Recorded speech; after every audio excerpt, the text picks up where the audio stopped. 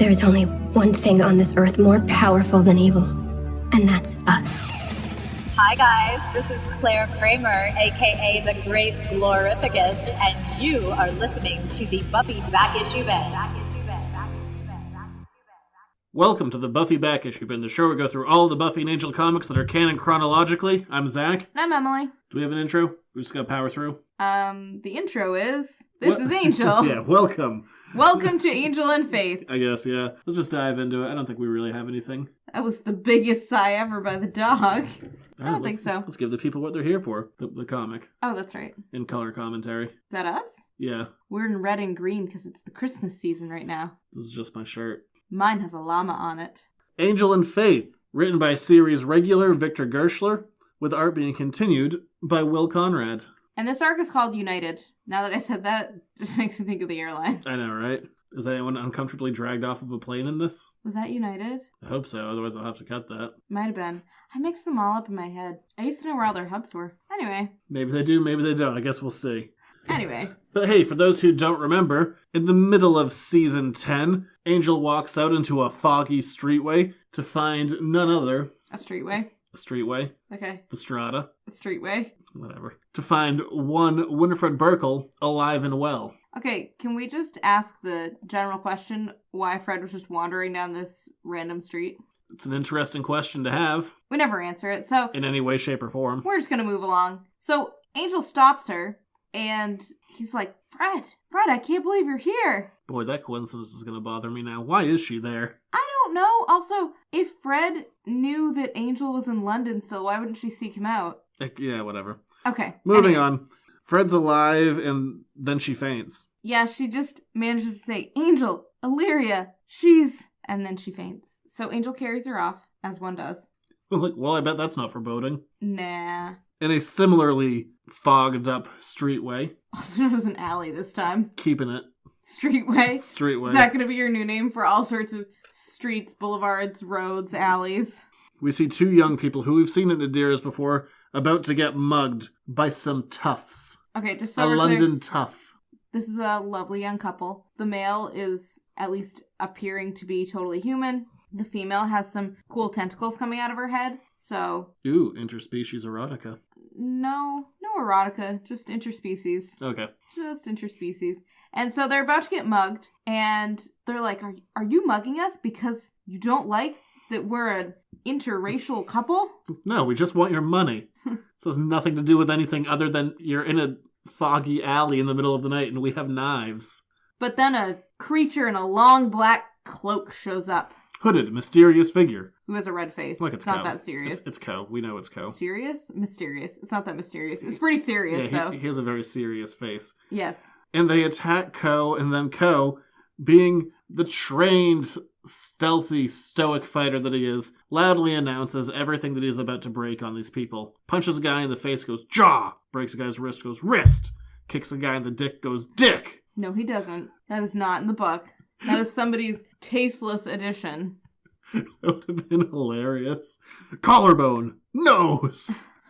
Butt. Anyway, it's seemingly effective because there's a little bit of onomatopoeia next to each of these body parts, showing us that they've all broken. Yep. And we see that Co is a nice, noble protector. Hero of the streets. Helper of the helpless. And the couple are like, can we repay you? Like, what can we do? Thank you. And he's like, I didn't have anything better to do. And then he left. Well, he's like, I'm searching for someone. Like, if you're looking for someone, you need to go see Nadira. She's kind of the hub of knowing where to look for things. Ominous? I guess. And since this book is called Angel and Faith... We should probably mention Faith at some point. Yeah. We return to the flat of Rupert Giles, which is now Faith's legally. Maybe not anymore that he's alive. I don't know what happens to a will when the person comes back to life. And we see his aunts, Sophie and Lavinia, looking over Faith. But looking over them is a giant portrait of Jesus. Yeah, I'd never noticed that. I'm not really sure if that's a new addition or not, but... The only reason that I'm pointing it out is because the show and the books have really never dealt with Giles' faith in any way, shape, or form, or really most of their faiths. Like, we know that Willow was raised Jewish. We have no idea how deep that goes. We know that Riley is a regular churchgoer, and that's about it. Yeah, and the only reason it's really interesting, it shows up in two panels, one right on top of the other. And it is prominent. It is. It's There's a couple other things in the background that are more distinct. Yeah, it's not like a tiny image of Jesus. It's like, this is Jesus's wall now. It's more just, it feels like the artist is trying to say something with that portrait, but I'm not really sure what he's trying to say because nothing comes up about that ever. And I mean, Angel's not even being crucified in this arc. What are we going to do without that? That's his favorite thing to do. Is it really his favorite? It's up there. It's a common pastime. I wouldn't really say it's his favorite. His favorite is brooding. But we see Sophie and Lavinia looking over Faith, saying that she needs to do a little something about her image, only to reveal the most disheveled Faith you've ever seen. She's flopped in a chair, wearing sweatpants that are rolled up, a stained t-shirt, and a big bathrobe. She just doesn't look great. She has a coffee cup in her hand, and she blames it on the jet lag. Faith, I understand you. How bad do you think bathrobes are selling these days? I love bathrobes. I know you do. But with all of the recent, sexual allegations, 90% of them take place in bathrobes. Are bathrobes going out of fashion now? I don't know. I hope not. I really like bathrobes. You can keep wearing them. They're cozy. Well, technically it's yours. Because somebody washed my bathrobe. With a thing I shouldn't have. With slippers. Leather slippers. I'll cut that. You can't control that that's in there. And Faith is like, yeah, no, it's the jet lag. I don't need to deal with your crap. They're like, oh no, we'll totally make you over because we're all just like sisters. And Faith is like, I gotta get out of here. Yeah. Except, honestly, if somebody was like, yes, we'll make you over and buy you all new clothes, I'd be like, that's fine. I will happily deal with your company for a while. Yeah, I don't even know whose clothes she's wearing right now. I doubt hers. I know. Unless she left some in London, just knowing that she'd be back at some point. Who would leave a t-shirt that stained anywhere? I would. Have you seen what's in my closet? Your stained t-shirt, number one. But going to our point of exposition this season, Angel takes Fred to see Nadira. Yeah, because now Angel is a total Nadira convert. He's like, Nadira can solve all problems. Nadira. You're not drunk in a bar at all this season. Which one, Angel or Nadira? Nadira. Angel took that role this season. That was Nadira's thing last year. This year, she's Magic Lady. So Angel's like, can you, deal with this, whatever's happening? Can you control the magic to figure out why Fred is back? And she's like, no, but I can't quite figure out what's happening here. Can you give us a lot of exposition, Angel, about who Fred is in case someone forgot? And the answer is no. Well, he does. Cool. I wish it were no. Which always feels kind How of... much funnier would that be if Angel were just like, it's too complicated to get into. Suffice to say, can you fix her? Which always feels weird to me. I understand if you're working with, mainstream comics, long ongoing things, the Stan Lee approach. Every comic is somebody's first. Are you really getting new readers on these books that aren't pre-established? I don't know. It but feels I kind unlikely. of like Stan's approach. Yeah, but do you need it here? Yeah, we know who she is. Maybe there's people who are jumping on board to be like, I've never heard of this late 90s TV show. But now is the time. I hadn't really heard of it. How? Before college, which was in the late 2000s. Yeah, I suppose. But while Angel's explaining who Fred is, Fred decides to just, raise her voice. Be like, hey, by the way, I kind of remember everything. I remember Illyria's whole life. I remember being there. I was always kind of in the background, even though the show went out of its way to establish that I was not in any way, shape, or form in the background. Yeah. I mean, I would even take, when the new seed was born, I got, a massive memory dump, but it feels kind of going against what was pre-established, but whatever, it doesn't really affect anything. Just retroactively, it feels weird. And Angel says something to that effect. I don't know if it's here, if it's a little bit later, where he says, our working theory is that when the seed got reborn, that it kind of... jump-started everything. Yeah, restarted both faith. It kind of restarted both Fred and Illyria, but all within the same body. It's like that show. The Incredible Hulk? No. It's like Firestorm or whatever it was. Oh, those are two guys that become one, though. Oh, I guess so. That's also based on the book. There's a book there? Yeah, Firestorm wasn't an original TV character. Oh, okay. I don't know. The Nuclear Man. Well, anyway. Yeah, I guess the Hulk is a better analogy, but whatever. I'm not worrying about that. It's also a more common analogy. It's better in every way. And they never correct Angel's theory, so I guess that's the theory that we're going with. Yeah, it doesn't hurt. It's fine. It works. It's kind of... I've come to accept that in comics, very few characters are ever actually dead. Or in this world. And so you're going to have to come up with some weird ways of bringing them back. And I guess this is as valid as anything. So, going over to Faith's side of the story, because if you remember right, Faith was going over to England to actually do a little bit of work. Yeah, she'd quit Deep Scan because everybody... Faith likes to bail every 2 seconds. Yeah, everybody else was in California and she was all done with that. So she goes back over to London to work for the Zane Corporation. That pharmaceutical corporation that almost went belly up, what with the founder being turned into a vampire and trying to kill everyone. Right. But we find out very quickly that Faith only means this to be a temporary job, that this is just a couple weeks to get them on their feet, make sure that everybody is all set to go, knows how to handle all of the demon-y things in Magic Town, and then she's gonna it's handy to have what? A Slayer on hand when your new pharmaceutical research company is being based out of, like, the new supernatural center of the world. And we kind of glossed over this, but I really enjoyed this moment. Sophie and Lavinia are concerned, rightly so, for Faith's resume, and how is she ever going to get a valid job if she keeps leaving jobs after a week at a time? I'm super with them on that. Like, yeah, I guess you're competent at what you do, but if you can't hold down a job, what does that say about you as an employee, Faith? I mean, I would just lie on the resume and just either not include Would you things. really? Oh, of course. I didn't even know that was an option. If I had a thing for like 2 weeks, I just wouldn't put it down. But then she wouldn't have a thing ever. Then just expand it. It would say Faith Slayer since 1999. But inside of Zane Pharmaceutical, we see Clayface, or, something to that equivalent, burst through the door. He's like, I need the cure that you have. I know you have it. Brrr, make me a man again. Just so we're clear, there is no cure yet. That we know of. I don't know. There's not. We don't know. Yes, I know. But that's kind of what the idea is, that Zane is trying to create a way for Magic Town to become stable and people can be transformed back if they want to be. Back to regular town.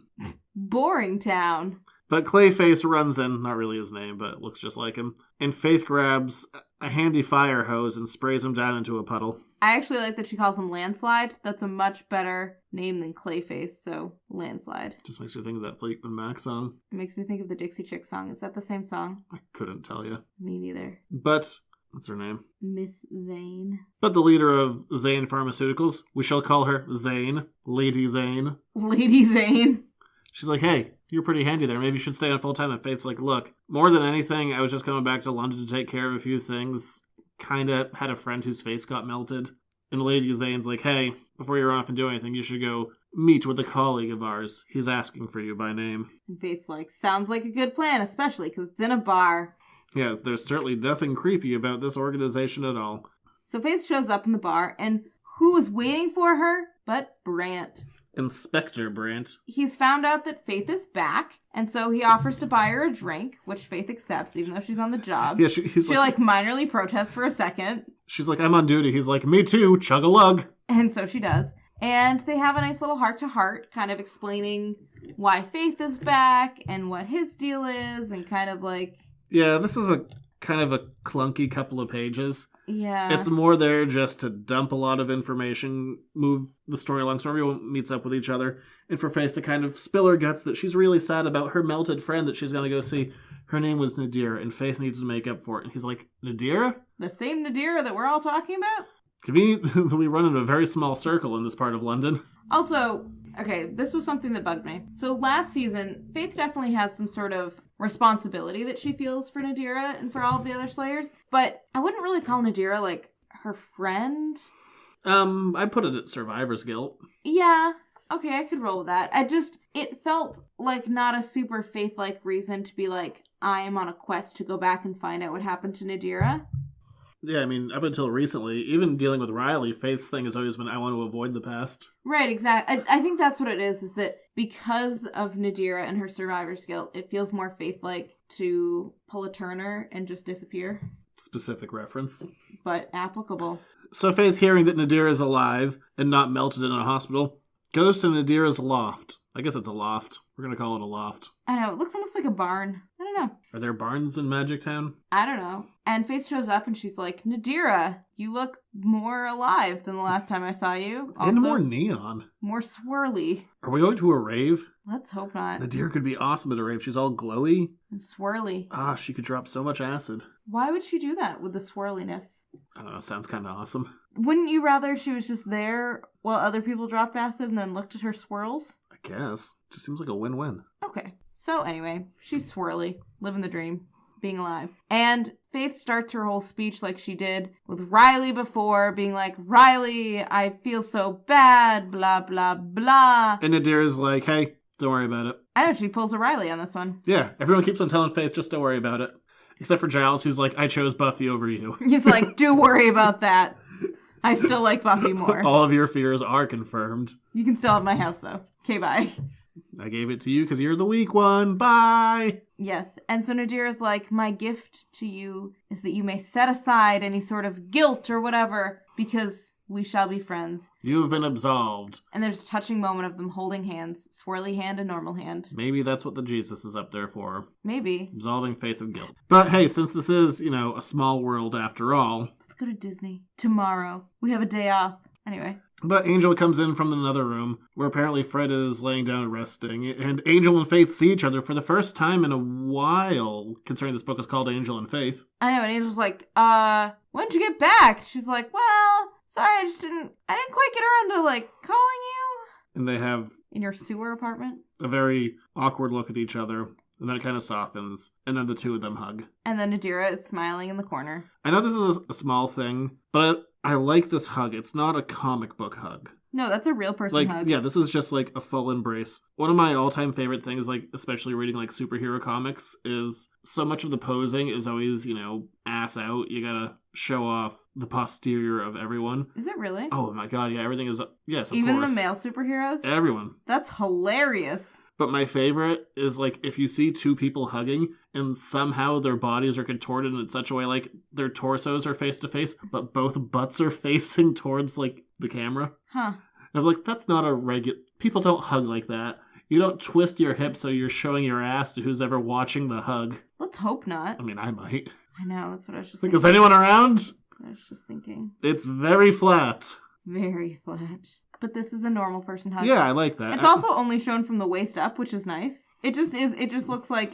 Yeah, I know it's a small thing to do, but I kind of appreciate when these books can be more based on how people would do things. Yeah, and I also really like the art, too. The art looks more characters. Realistic in this particular book than the last Buffy one that we were reading. Oh, hey, was it a Superman book or a Bat? He's, this guy's doing some work for DC right now. It looks great. I can't remember if it was a Superman book or a Batman book off the top of my head, just because it had both characters. I was like, oh, no kidding. So he's, moved up in the world. Yeah. Good for him. Yeah. Doing some big old work. But as Angel and Faith are hugging, Ko walks into the room too because, everyone, let's just convalesce on this one thing, even though we're all coming from totally different points. Has that ever happened to you? Have you ever just walked into, met 5 different people you knew at one spot on accident? Let me think. I feel like it would be more likely to happen to me than you. Probably. Kind of a little bit last weekend. Moving on. But Ko walks into the room, he's like, I'm looking for someone. And then Fred wakes up from her nap. She's like, it's Ko. Epic face of looking concerned. Yeah, then it's worried Fred. Fred goes up to Ko. She's like, I remember you. And I love Ko's reaction, just because the last time Ko saw Illyria, she looked just like Fred. He's like, yeah, no kidding.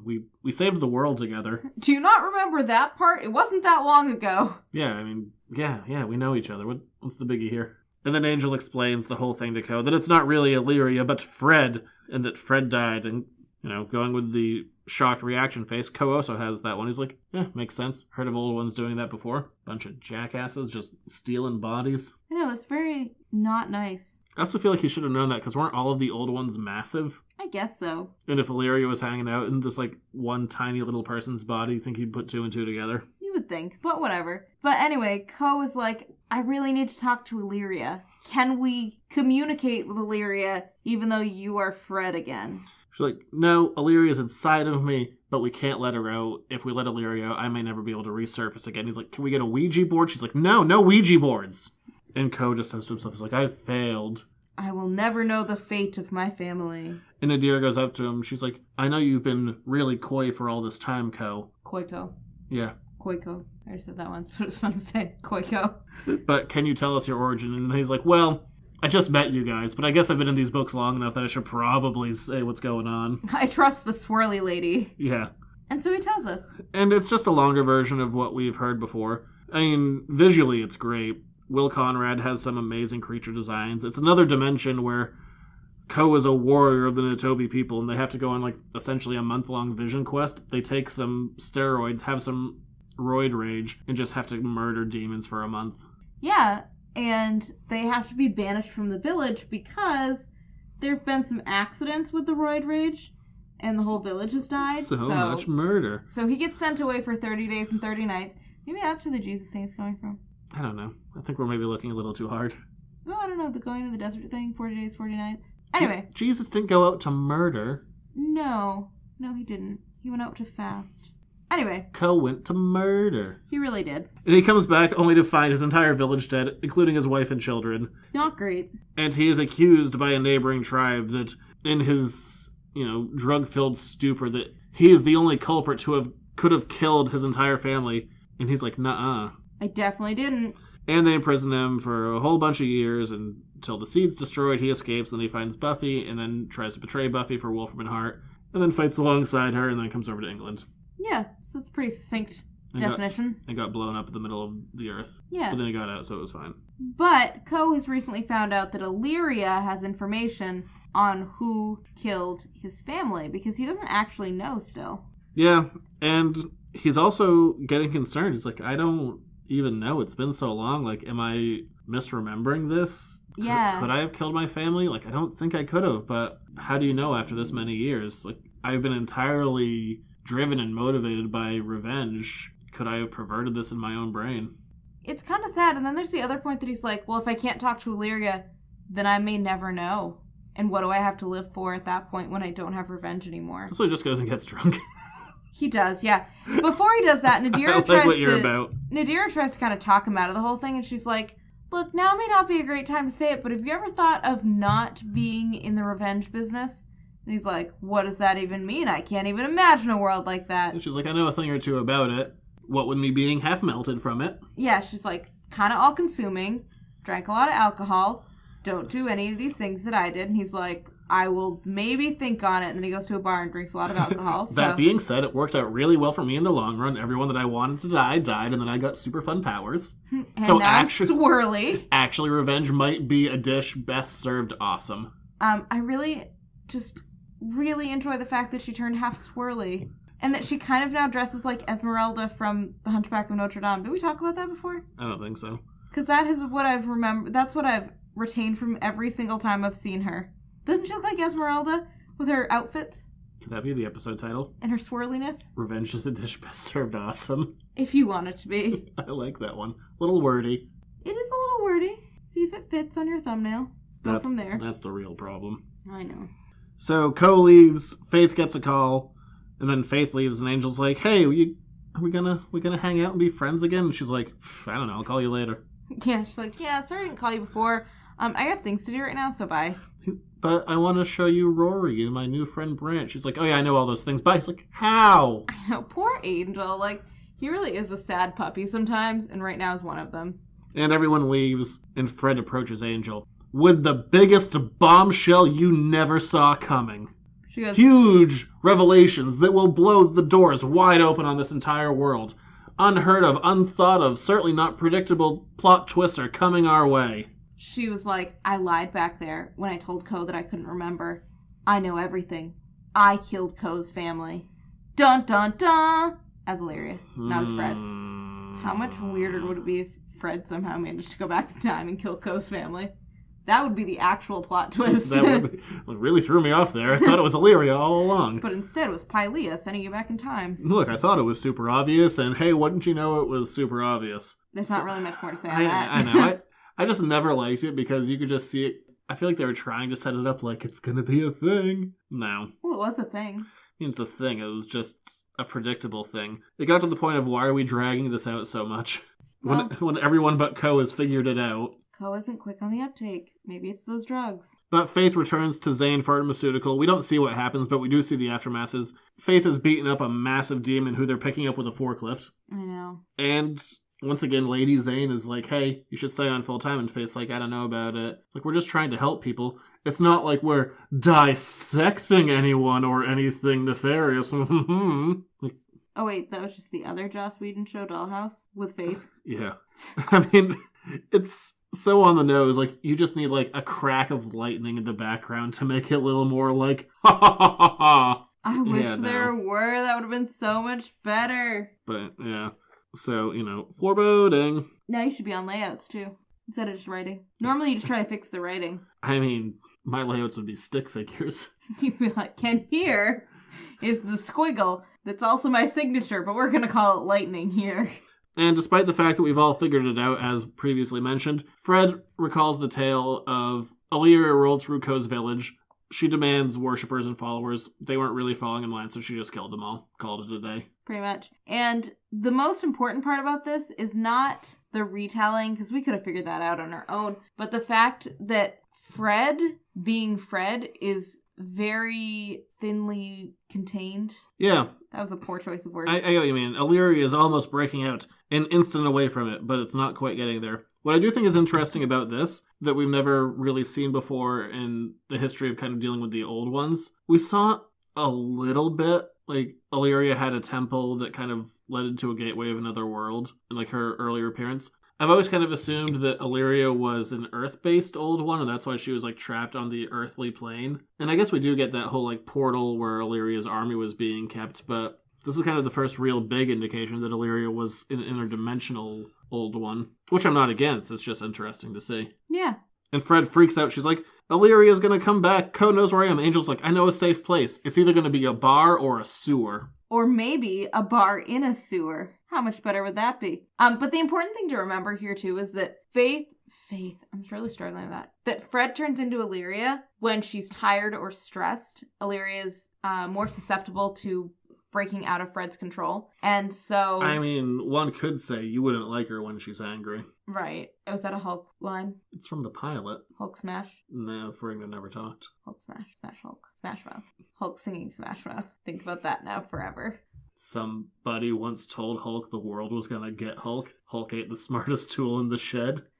See, you're enjoying it. Hulk was looking kind of dumb. You're laughing. I forget the rest of the lyrics. With his finger in his thumb, the shape of an L on his forehead. On Hulk's forehead. Alright, we're moving on from this. And so we go to a bar. We see what else do we do? Rory's bar. We see Sad Ko, who just starts smashing things, and patrons, only to be immediately punched in the face by Angel, who I guess he's gotten rid of Fred. We never actually saw that. Yeah, he was like, I know a safe place, and then he abandoned Fred immediately. And then 1 second later, Angel's in a bar. He's like, oh, thank God. I'm back to just nursing this bottle. But... Hey, I think Angel's grown as a person. He punches Ko in the face. Ko goes down and goes, you've had a disappointing day. I get it. You need to blow off some steam. But how about we try talking now?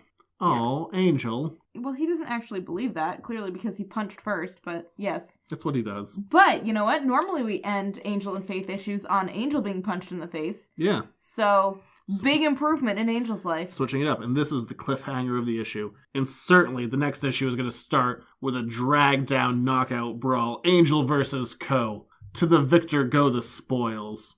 Or... Ko wipes his face and stands up. He's like, man, I'm really embarrassed about that. I'm sorry. I shouldn't have smashed things up. Hulk smash. Is everybody the Hulk in this? Yes. And it's really sweet because then Angel gives him a helping hand up and they go take a seat. And Hulk he's like, might as well be walking on the sun. But I also want him to like sing the instrumental like do do do do do do do do. And Marvel, call me. Hulk Smash Mouth would also not be a terrible episode title. And so they have a little chat, a little one-on-one chat about how because Ko is part of this elite band of warriors, he should not have let himself get carried away. He should not have drank so much alcohol. Just, he knows better. Angel has never said those words out loud, so Ko is still more mature than Angel. And he kind of repeats what Nadira said. He's like, once you get revenge, what are you going to do? How is that a life? Also, showing more maturity than Angel, Ko actually listens to this, and he doesn't have an answer, but he certainly is not like, I can't believe you're saying these words to me, I'm not going to listen to you, blah, blah, blah. Yeah, he just goes, I will think on your words, Angel, but there is no future for me until my heart knows peace. Which is fair, but it's a far more mature response than when Angel went to Nadira and was like, I need help, and Nadira was like, do this, and he was like, no! 70 times for 4 different issues. Or that time that Angel wanted revenge, let Darla and Drusilla kill an entire room full of people, then fired all of his friends. Mm-hmm. Yeah, it's a second option. He's learning. Who is? Angel, I guess. Ko learned way faster. Angel's an idiot. And then Rory, our cat-like bar owner. Why is he cat-like? Magic Town. Oh, you mean like literally he looks like a cat. I thought you meant that he had cat-like qualities, like he moved silently, or he had claws. I guess he does have claws. Or sometimes you're just walking down a hallway and he just attacks you, like with a quick... I don't know, what would you call that? Was it a swipe or was it a lunge? An attempted tackle, and then runs away quickly. Like, haha! We have a cat. Oh, he's so difficult sometimes. I was holding him today and he just slowly and gently bit my face. But, yeah, Rory goes, "You're not gonna let him bust up this place again, are you?" And Angel goes, "Forget it, Rory. It's Magic Town. You know, I was into Buffy when she was a preteen, so I try and make Roman Polanski references every chance I get." Okay, number one, Buffy was Not preteen, sorry. a teenager. And number two, I didn't know what that movie was from. And number three, Rory really needs to chat with somebody to figure out what spell Lorne had on his bar so that it doesn't keep happening to Rory's bar. That's true. That carrot toss. Lorne solved the problem. Yeah, unless you throw a barrel from the street and it explodes. Okay, Lorne solved the problem most of the time. Or if you have it so only humans can do violence and then they get guns. Lorne solved the problem the majority of the time. Or if there's a portal that opens up and a car drives through it. How did they get the car out of there? Okay, so Lorne tried. At least he tried. Rory's not trying at all here. Rory's just sitting there going, "Guys, don't hit things. Don't break things, guys." And the next morning we return to Sophie and, or I guess Faith's or Giles or Sophie and Lavinia's, whoever the hell. That one place everyone lives. But we have a new friend there. Can you guess who it is? You're right if you said it's Fred. Winifred. It's kind of like, did you ever see Blue's Clues? How they'd ask a question, and then they'd wait 5 seconds and then tell you the answer? But it would be like 5 seconds of awkward silence so you could yell at the TV. I have now never seen Blue's Clues. Why have you? Abby used to really like it. She's older than me, and Blue's Clues is way after my I time. can't help any of those things. So they would say like, do That's you weird. see the clue in the corner? That's right. It's over by the red chair. You know what's funny about that? Is if we actually have a pause in there, it's because I had to go back and edit one in, because one of the features I use when I edit this stuff down is I cut out all the silences. Are you going to edit out my cool Blue's Clues silence? I don't know. No, the problem is it's going to get edited out, and if I And so then you're choose to, gonna add I'm back going to in. have to add space back in. Well, just make sure it's an awkward amount of space, because Okay. that's the whole point. But we see that Fred and Faith are both there now, and they're both disheveled, and Sophie and Lavinia are like, "Ladies, put your best foot forward." And then they both go, "Let's move out together." And they're both, again, right in front of Jesus, this very prominent Jesus. Also, in a really disturbing way, all of the clothes Could that be we've... the episode title, Prominent Jesus? No. All of the clothes that we've seen Faith and Fred wear now at home, it's exactly what I look like when I'm at home. It's basically what you look like right now. I know. I mean, the clothing-wise, and they have coffee and you have wine. I guess, yeah. Maybe they have wine. Maybe. I had They're hot chocolate earlier. They're hiding wine in those mugs. And then Faith starts complaining about how she's jet-lagged. And Fred's like, "I came back from the dead. I was dead for like a decade." Faith's like, "I guess you can have this one right now. But I still am jet-lagged." And they're discussing Fred's problem, and Faith goes, "Hey, I kind of work for this research company right now that might be able to, at least give you some answers. They're certainly not evil. This isn't a Wolfram and Hart." Okay, and the only reason I actually buy this... So Fred decides to go along with it. The only reason I can buy Fred going along with it is because... Fred is such a science-based individual. Fred's Yeah. all about that science. Okay, but here's the thing that I don't buy. All about that math. About that math. No fiction. Wow, I didn't even know that you knew that song. Also, Sorry. math and fiction are not opposites. I like one and hate the other, okay? I just had to go with what I know. Math and fiction. I hate math. Alright, anyway. This is why in my business model, I pay one person to do a thing, and it's math-based. You should. I know. We're all thankful for that. There's a reason I have an accountant. But what I find odd is that the Fred that I know would have wanted to have a much greater hand in her own experimentation, or at least have helped design it, instead of just being like, "Sure, I'll sit here with probes on my head, like, I'm sure it'll be fine." Well, I guess the last time she was like, "I'm gonna fix this. I'm not some helpless damsel in distress," and then she died. So maybe she's a little gun-shy this time around. Yeah, but I feel like she would have wanted to go more in depth, and maybe they did this off panel and we didn't see it. Who knows? But we go to Zane. We brought Angel along because, he'd want to be there. Yeah. It's just a little weird because Fred is not normally the sit back and let other people say smart things at you girl. Yeah. And they start getting some baseline data, and Angel's immediately defensive. He's going to attack all these people. And Fred's like, "Angel, shut up. They're doing science." It's fine. And Faith just goes, she's like, "Hey, it's okay, Angel. Science is our friend." I did not like that. That was not normal. That was weird. That's not a Faith line. I thought it was just mocking Angel. Like, Angel's the guy who's hates technology, hates things that he can't tactilely understand. And fun to make fun of his old man curmudgeon-y ways. I don't know anything about that. I actually quite enjoyed that line. Well, But that's fine. We can have a difference of opinion. I think my thing was more just that I felt like Faith would be too on edge about the whole thing to make fun of it. I mean, I guess she's the one that introduced it in the first place. Isn't that usually her thing, is just to, make a joke in the face of danger? Yeah, I don't know. She's just not normally a science kind of gal. I think Faith can believe in things she doesn't understand. As her name implies. Faith in science. Anyway. Or standing in front of an awkwardly large Jesus picture. Not in the lab. That'd be funnier. If everyone just had a giant picture of Jesus. So they start taking baseline results, and they do some brain scans and find out that there really are 2 sets of brainwaves going on in Fred's head right now. And so there's Fred, and then there's definitely a shadow baseline that it's pretty clear it's Illyria. And then something starts to happen. And we cut away to Nadira and Co., who are sitting there meditating together, talking about all of their, respective similarities and problems and differences, and how Co can move forward with his life, not knowing who killed his family, even though he is literally the last one to the party. And while they're having a conversation, a massive magical explosion happens inside the lab with Angel, Faith, and Fred, and Nadira falls down. Co goes to her side, and she's like, it's afraid of her. It being magic, because remember, magic is Nadira's friend. She doesn't try to control it. Her bestie. It just is her buddy. And who emerges from the observation room but Illyria? In full catsuit. Yeah, I appreciate that they change clothes every time they change personalities. Yeah, why not? And she comes out, she's like, I sense a presence. A powerful presence. Yep. I'm not doing the voice effect on me. That'd be a weird one. Please do. Just once. And I do like sassy Angel. He picks up like a, injured Faith. He's like, we still loving science? Okay, I like that line. Yeah. I don't know.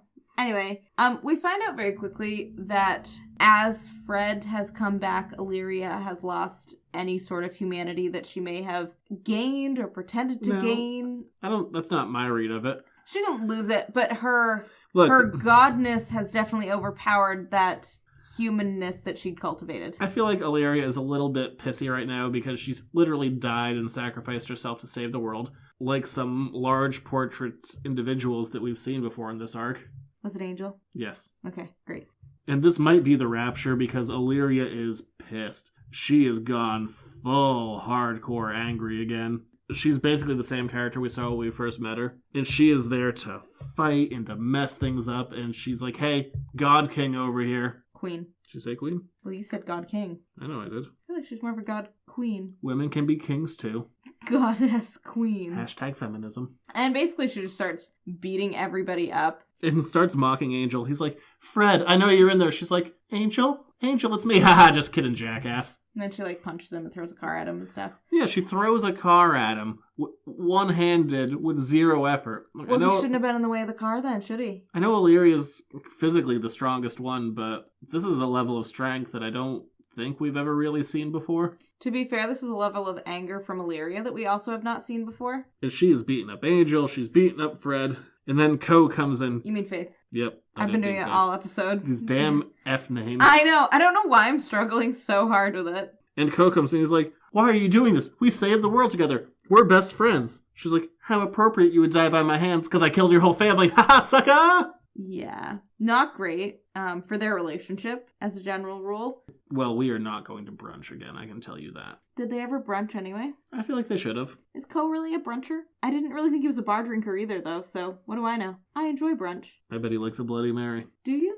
I've never had a Bloody Mary, and I don't think I would enjoy it. I hate them. They're super gross. Let's stick with mimosas. Damn right. Juice. And so Co is like, then I will take revenge on you. Illyria's dialogue is spot on. Illyria says, oh no. Oh, sorry. Okay, so Co says... Oh, do you want me to do that? Oh, sorry, do you want me to do both parts? Fine, I'll do it. I thought we were comrades. You're not the old one I thought I knew. I am more myself than I've been in a long time, Eldra Co. I don't have comrades in arms, I have worshippers. Defy me at your peril. Side note, I got to read How the Grinch Stole Christmas today, and it was the most fun reading out loud I've had in a very long time. Look, if we were doing an audiobook, I'd ask for a second take of that reading, but, we're moving on. I don't actually care about that reading. I really enjoyed reading How the Grinch Stole Christmas. Angel's like, but Illyria, do you remember all of your friends? Gunn, Lauren, people that we'll reference offhand, but we're not going to ever see again. You don't know that. You're so bitter. You're as bitter as Co. Get your life together and go meet up with Nadira, whoever she is. And Illyria's real angry. She's like, hey, my humanity made me die. So, gonna beat you up now. And thus she does. Everyone. And Faith's like, do we have a plan in this attack? And Angel's like, we keep running at her. Moth to the flame, it's what I do. Yeah, it's not a great plan. It is legitimately Angel's only plan ever. But as Illyria's beating the crap out of Angel, she's like, apparently has some insecurities, because now that Fred's back, she's like, you never cared for me, you only cared for the vessel that I inhabited. And Angel gets real with her. Things got real. He's like, we always cared about Fred and you. It was never a trick. And then we dive inside of the mind of Illyria and Fred. And it kind of looks like the White Room. It does, yeah. Because it's all white. I feel like we should have gone with a different visual there. Just if we've already established a space in this world that is a giant white void, maybe don't do a second giant white void. I know, what do you want to call it? It also looks like, didn't Angel and Buffy go to a similarly white just that one space? Yeah, with the Daffy Duck cartoon reference. So you never saw that bit. No. You gotta do that eventually. We have a long to-do list. And this white void is inhabited both by Illyria and Fred, who's wearing the pigtails again. She hasn't done that since season 3. Feels like a big old throwback. Yeah, except the idea is really, obviously, to make her seem as innocent and... visually different from Illyria. And also just the most... Fred was kind of her purest uniqueness, right, when she was just coming onto the show, right, because they needed to make her a big personality. And then you can manipulate that personality as you go on, but they need to make, like, a big impression. So we go back to that big impression in Fred. Do you think she's back with the Texas accent again? I was glad when that went away. Probably. Boo. Well, you can't hear it in your own head. You don't have a Texas accent, do you? Not that I'm aware of. But the two of them have it out, and Fred basically is like, hey, we've both been remade. We need to work this out. Like, out in the real world, you might be the all-powerful, merciless god king, Illyria, the Blue Ox, but in here, we're sharing the same space, so we gotta deal with this. And Illyria's like, I am a god, you are a human, you listen to me. And Fred's like, no, see, we're in my head, so we're both equal again. And she manages to pinion her. And I do like Illyria. She's like, you're a human, you're weak. And Fred has a great retort. Today, a human tells a god no. Dun, dun, dun. And in the real world, Illyria turns back into Fred, and hey, it's all kind of laid out. And Ko has some really terrible swelling going on in his face. He's been punched a lot. He's real puffy. It's really funny because you don't normally see swollen in comics, or at least these ones. Yeah. Bloody, yes, but swollen, no. Which is very painful. He's been punched a lot. And Fred basically says, hey, we kind of have it slightly under control. We'll deal with it as it comes along. And we inch a little bit closer to getting Angel's old team back together again. And as they stand over the rubble epically, this new team of Angel, Faith, Fred/Illyria, and Co. walk away to leave Lady Zane wiping up some of Illyria's blood in the alley. She's like, we need to keep this information, because we're not dissecting anyone or anything. We're just pulling DNA from their blood. Yeah, not sketchy. And later we see Angel and Faith are having their heart-to-heart. They needed one this arc. Yeah, and Faith basically says, I'm not back. I'm not ready to be, the title characters of this book, Angel and Faith. But if you need any help, I'll be there. Yeah. I'll be there. Very musical episode. Yeah, whatever. So Ko goes back to Nadira because... Everyone goes back to Nadira. Everybody goes back to Nadira, and he's like, okay, so update on my life. Figured out who killed my wife and daughters. Turns out it was Illyria. Shocking to everybody. You make it sound like he's doing a video blog. He's like, okay, guys, update. Well, he kind of is. And he's like, I don't really know what else to do, but I'm going to try your live and let live philosophy because there's nothing really else for me to do. So better than live and let die, yeah. Teach me your meditation-y ways. And he walks away. He's like, the Natobi, like an elephant, never forget a friend. Yeah. And Nadira's like, cool, great. So she goes out on her balcony and she starts talking to somebody. The magic. It's the magic. And she's like, I know, you're young and you're scared, but you have more power than she does. And Fred has it under control. Magic Town. Yeah. Weird ending. I feel like this issue went on about 5 pages too long.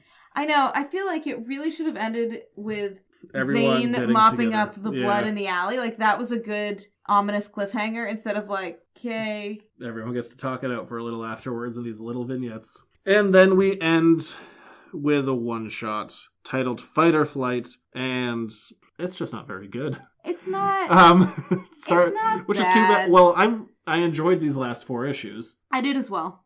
Which is kind of why this one-shot is more standout-ish. Yeah, it's here to move the converging plots in a certain direction, which I think we've seen this before with this writer. Like, the Spike miniseries is fine, but it feels kind of handcuffed by the idea of that whole arc is about we gotta get rid of the bug ship. And this one, same idea. This feels like it's a little bit handcuffed because we gotta get Angel on the phone. Yeah, we have to meet the phone call. Yeah, and it all has to connect. So he does so much better when he has free reign of the arc. Yeah. But there's almost seems to be that editorial mandate of we need to get from point A to point B. I mean, I can totally understand why that would be very constraining as a writer, especially when you only have one issue to do it. That being said, like, so far, everything that's happened in the Angel and Faith stuff has been really great this season. This is really my first one where I'm like, Yeah. I could take it or leave it. So we start off with another one of Angel's dreams where he is back to murdering people, and he ends up being a vampire killing some schoolboys in an alley. And he wakes up screaming in vamp face. And so we find out that the dreams are still going on. We didn't mention the dreams at all during the last arc. I feel like you could have incorporated the important parts of this story, of this last issue, into the previous 4 issues. Maybe even expanding them to 5 issues, but like staying within that same world. Do you know what I mean? Yeah, and Angel wakes up. No, I totally agree. Angel wakes up from his sad dream, and he's talking with Fred. Are they in the sewer? Are they in Sophie and Lavinia's? I think they're in Sophie and Lavinia's. Who the hell knows? But Fred has a very strange line. She's like, things sneak up on me, remind me of Wes. Of course I miss him, but I think about how much of the world he saw than me.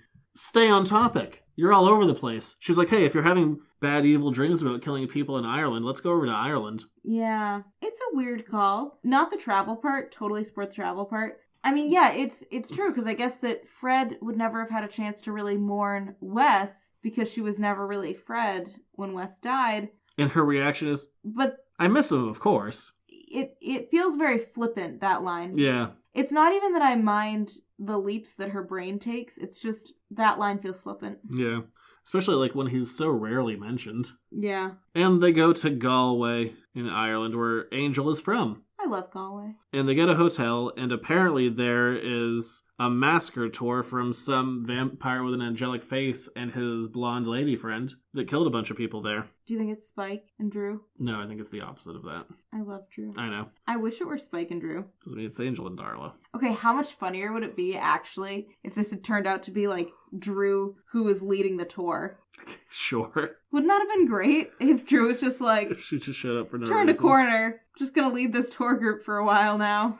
Yeah, and I mean, it's basically what you would see like in Salem, except with like actors who are paid to jump out of a corner and go like, boo. Yeah, yes. And Angel's like, no, I don't need to go down this history of my own murders. I'm here to find out about the history of my own murders. Wait, what? But Fred's that sounds great, I'll go do that. You know, I've confused myself here, actually. And so they're just hanging out. Fred's trying to decide if she wants to go on this trip. And the bellboy shows up and he's like freaking out, sweating bullets. And he stammers basically that if Fred wants to go on the adventure of the massacre tour, that here's some information and to please go on the tour. And then he runs away and everybody's like, that's weird. We're just going to ignore him though and go on the tour. So Angel starts snooping around this hotel. While Fred's on the tour, because Angel doesn't go on the tour. Angel knows a thing or two about a creepy hotel. You mean because he owns one? Who Does knows? he still own it? Who knows? Okay. And he sees the front desk lady putting a heavy chain and padlock on this one door in a certainly not ominous way.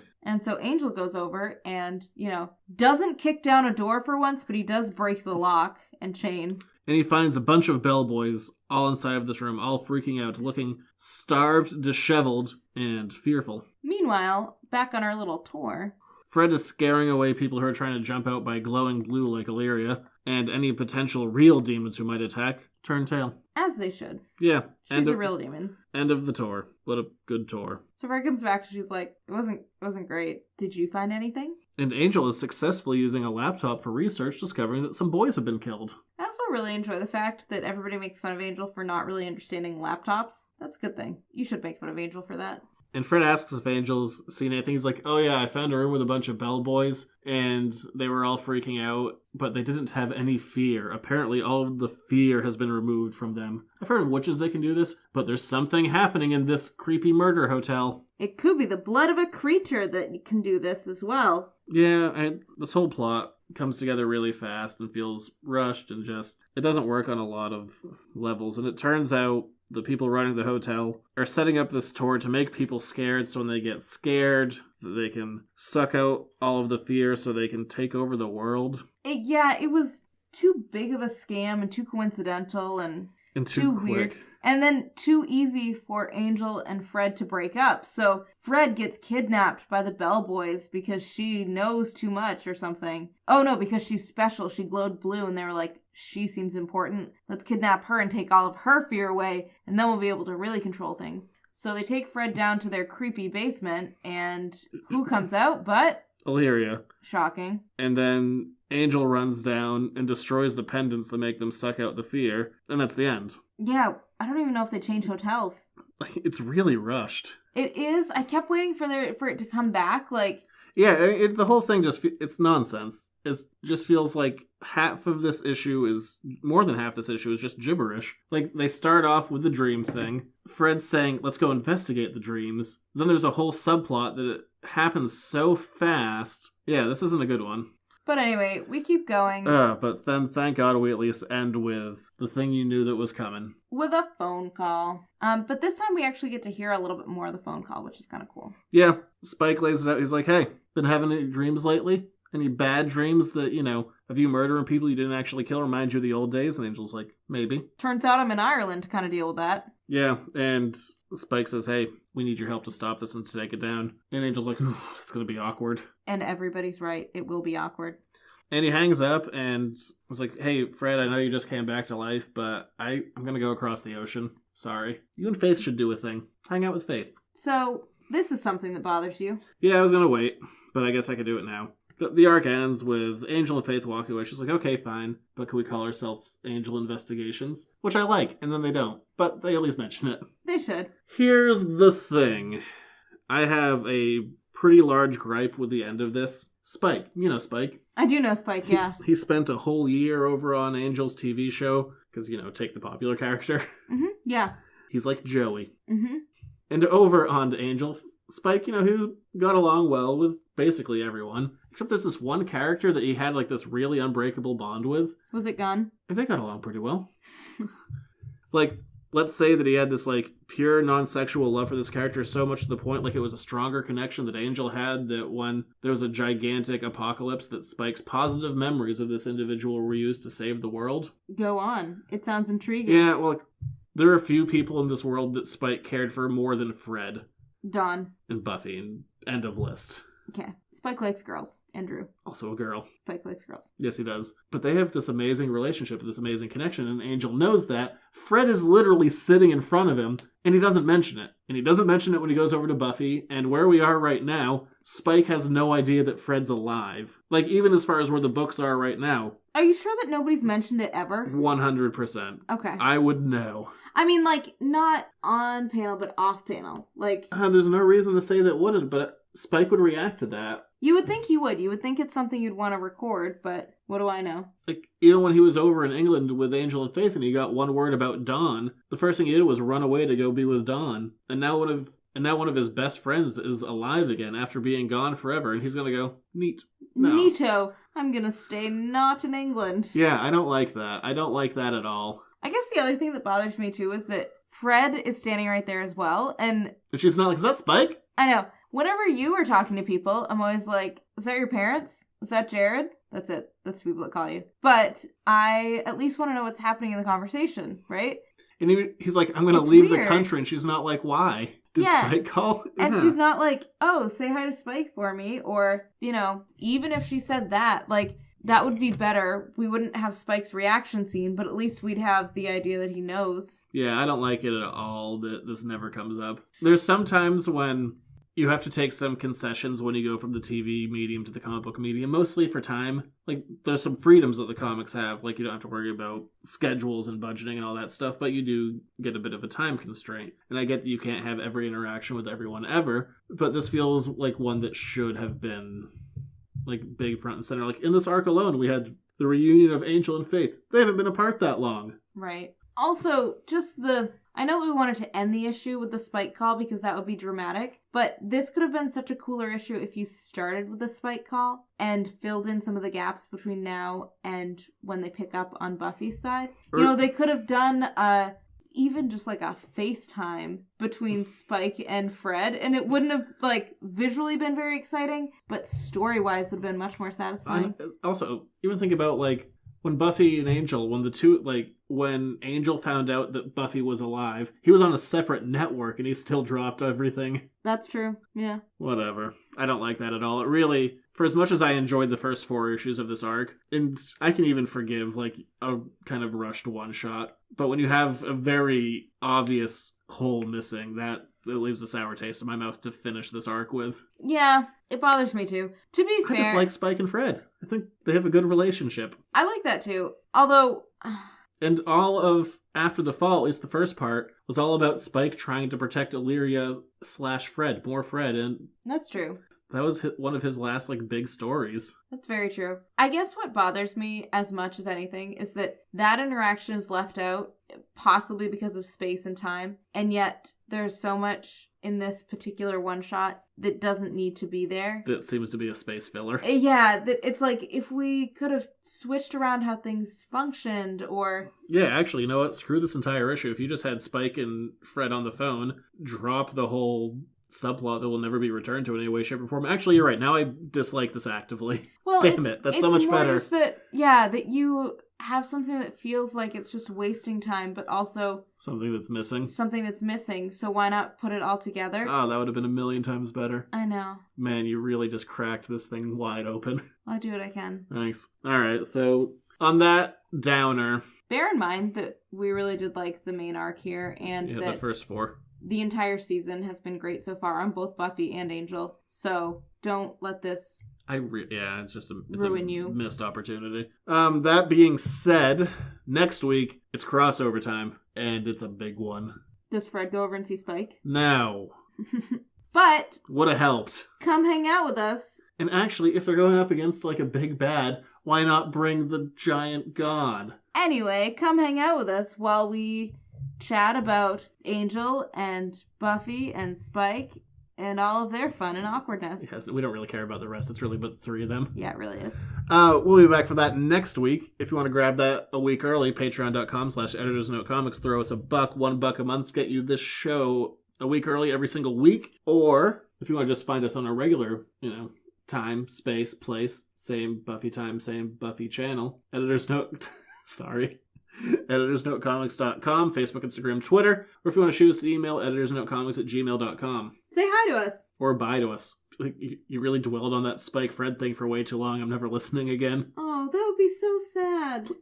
Unnecessary email. I would be so sad. And you know what's comforting? You wouldn't tell me if that email actually happened, so that's good. But yeah, come back next week. Big ol' crossover time. We'll see you then. Bye.